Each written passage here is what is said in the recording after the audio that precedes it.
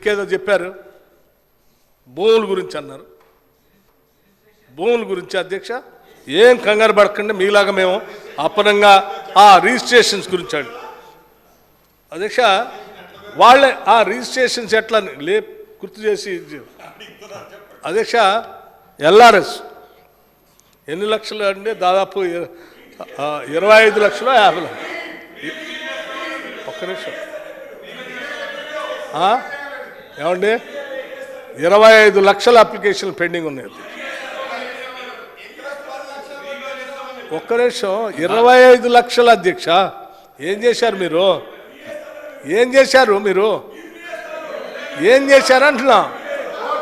అంటే 25 లక్షలు సంబంధించిన పేదవాళ్ళు సరే పాపం తెలుసో తెలియక ప్లాట్లు కొనుక్కొని ఈ రాష్ట్రంలో కొనుక్కొని మధ్యతరగతి పేద కుటుంబాలకు సంబంధించినటువంటి వాళ్ళు ఆ ప్లాట్లు రిజిస్ట్రేషన్ కాక వాళ్ళు నానా యాతలు పడి ఇబ్బందులు పట్టి బిడ్డ చదువుకోవటానికో బిడ్డ పెళ్లి చేయడానికో ఆ భూమి అమ్ముకొని చేసుకుందామంటే అవకాశం లేకుండా దాని గురించి పట్టించుకోకుండా అప్లికేషన్లు అయితే తీసుకున్నారు, అప్లికేషన్ ఫీజు అయితే తీసుకున్నారు, ఆ డబ్బులు అయితే వాడుకున్నారు, వాళ్ళకి మాత్రం ఏం చేయలేదు. తీసుకుని ఎంత ఇప్పుడు మేము ఎల్ఆర్ఎస్ సంబంధించి ఈ ప్రభుత్వం స్పష్టమైన నిర్ణయంతో ముందుకు పోతుంది. రిజిస్ట్రేషన్లో మీరు అనుకుంటున్నారేమో విపరీతంగా రిజిస్ట్రేషన్స్ పెరుగుతాయి. ఈ రాష్ట్రంలో హైదరాబాద్లో నిన్నటి నుంచి అసలు రియల్ ఎస్టేట్ రంగం కానీ కన్స్ట్రక్షన్ రంగం కానీ పెద్ద ఎత్తున పండగ వాతావరణంలా చేస్తూ ఉన్నారు. 10,000 కోట్లు పెట్టారు హైదరాబాద్కి. మేము విపరీతంగా రియల్ ఎస్టేట్ రిజిస్ట్రేషన్స్ అన్నీ మొదలు పెడతామని చెప్తాం. పెద్ద పండగలా తయారైంది. ఏం కంగారు పడకండి, రెవెన్యూస్ ఎట్లా రియలైజ్ చేయాలో చేస్తాం, మేము అద్భుతంగా చేస్తాం. అధ్యక్ష, హరీష్ రావు గారు పొద్దాక డబ్బులు రావేమో, అది రాదేమో, ఇది రాదేమో అని చెప్పి వదిలేశారు. మేము అన్ని రకాలుగా మేము చెప్పిన దాన్ని ప్రతి దాన్ని నేను ఇంకో మాట కూడా ఉన్నారు, ఏదో మార్టిన్ లూథర్ కింగ్ గారి గురించి కూడా ఉటంకించారు. Each betrayal starts from trust అని. అధ్యక్ష, ఇది అసలు ఏమైనా వర్తిస్తే మీరా చెప్పగలిగేది ఆ మాట? మీరు చెప్పొచ్చు అసలు ఆ మాట? మార్టిన్ లూథర్ కింగ్ గురించి మీరు మాట్లాడొచ్చు అసలు? అధ్యక్ష, అది మాట్లాడితే జనం నవ్వుకుంటారు అధ్యక్ష. బెట్రయల్ గురించి మీరు మాట్లాడితే ఎట్లా?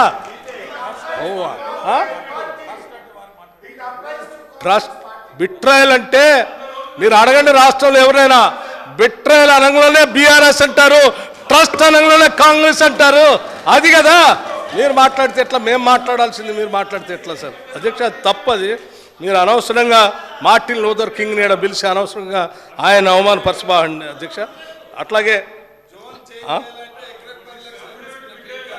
అధ్యక్ష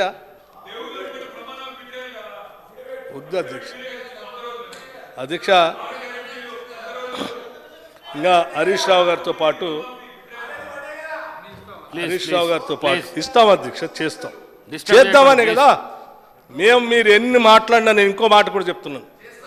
అపోజిషన్ సంబంధించినటువంటి పెద్దలందరూ మీరు బాగా మాట్లాడాలని, మీరు మాకు బాగా చెప్పాలని ఒక్క నిమిషం నన్ను చెప్పలేను. మీరు బాగా చెప్పాలని, మీరు బాగా మాకు సలహాలు సూచనలు ఇవ్వాలని, ఈ ప్రజాస్వామ్యంలో ప్రతిపక్షం గట్టిగా ఉండాలని చాలా గట్టిగా నమ్మేటువంటి పార్టీ ప్రభుత్వం మాది. మీరు ఎంత ఆగ్రహించినా, మీరు ఎంత తప్పుడు సమాచారం మా మీద వేసి మమ్మల్ని బురద జల్లాలని ప్రయత్నం చేసినా మాకు కోపం రాదు, ఆవేశం కూడా రాదు. మేము స్పష్టంగా ప్రజల అవసరాల కోసం అన్నీ వింటాం, సంయమనంతో ఉంటాం, ఆలోచన చేస్తాం. ఒకవేళ మీరు చెప్పింది అందులో ఏదైనా రైట్ ఉంటే దాన్ని కూడా మేము అవసరమైతే ఇంట్రాస్పెక్ట్ చేసుకోవడానికి కూడా సిద్ధంగా ఉన్నాం. మా కోపమే రాదు, రానే రాదు. స్పష్టంగా మేమందరం ఒక కమిట్మెంట్తో ఉన్నాం. ఎవరు ఏమనుకున్నా సరే, ఎన్ని తిట్లు ఎన్ని ఇబ్బందులు పెట్టినా అంతిమంగా ఈ రాష్ట్ర ప్రయోజనాలే మనకు ముఖ్యం కాబట్టి వాళ్ళే మన కళ్ళల్లో కనపడతారు. వాళ్ళ కోసమే మేము చేసుకుంటూ పోతాం. కాబట్టి మేము స్వాగతిస్తూ ఉన్నాం. మేము చెప్పండి, ఎన్ని చెప్పినా కానీ మేము నెమ్మదిగా సమాధానం చెప్పుకుంటూ పోతాం. మీరు అట్లాగే చెప్తూ ఉండాలని కూడా కోరుకుంటున్నాను. అధ్యక్ష, మిత్రులు అక్బరుద్దీన్ గారు కొన్ని విషయాలు చెప్పారు. కొంత సమయం ఇవ్వాలి ప్రభుత్వానికి. కొద్ది సమయం అయింది నిజమే అని చెప్పి వారు చెప్పడమే కాదు, ఈ ప్రభుత్వాన్ని పెట్టినటువంటి బడ్జెట్ మీద కొన్ని అంశాలపైన అభినందించారు కూడా. వారి నా హృదయపూర్వకమైనటువంటి ధన్యవాదాలు కూడా. అది చెప్తూ అధ్యక్ష ఒక రేషన్ కార్డ్స్ గురించి కూడా అడిగారు వారు చెప్పిన అంశాలన్నీ కూడా రాసుకున్నాను. రేషన్ కార్డ్స్ సంబంధించి ఇప్పటికే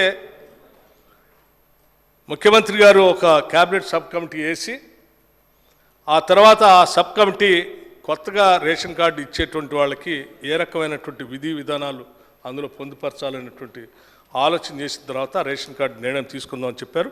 త్వరలోనే ఆ కార్యక్రమం కూడా జరుగుతుందని వారికి నేను ఈ సభ సందర్భంగా తెలియజేస్తా ఉన్నాను.